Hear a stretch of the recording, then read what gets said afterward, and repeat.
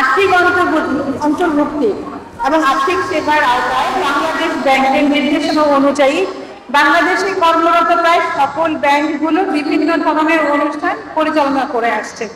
তার মধ্যে আল আরাফাহ ইসলামী ব্যাংক তাদের একটি সম্পূর্ণ নতুন কনসেপ্ট নিয়ে যাত্রা শুরু করেছে। সেই কনসেপ্টটি হলো one school, one branch, one bank or banking services theme.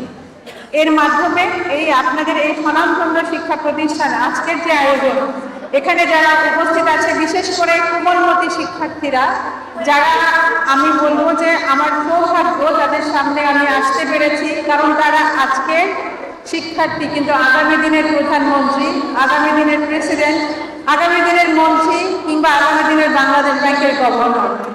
তাদের মধ্যে রয়েছে অফুরন্ত সম্ভাবনা। আমি আজকে তাদের সামনে উপস্থিত হতে পেরে আমি আমার নিজেকে ধন্য মনে করছি। আলহামদুলিল্লাহ।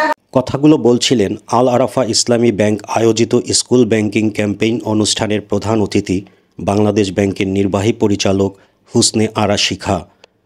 কুমিল্লার ইবনে তাইমিয়া স্কুল অ্যান্ড কলেজে গত 23 নভেম্বর এ ক্যাম্পেইন অনুষ্ঠিত হয়।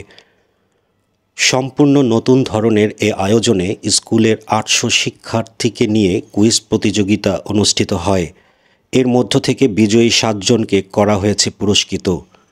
আল আরাফাহ ইসলামী ব্যাংক পিএলসির ডিএমডি মোহাম্মদ ফজলুর রহমান চৌধুরীর সভাপতিত্বে অনুষ্ঠানে উপস্থিত ছিলেন কলেজের অধ্যক্ষ ডক্টর মোহাম্মদ শফিকুল আলম হেলাল, ব্যাংকের ইভিপি এ কে এম আমজাদ হোসেন, এসএভিপি শেখ আসাদুল হক প্রমুখ।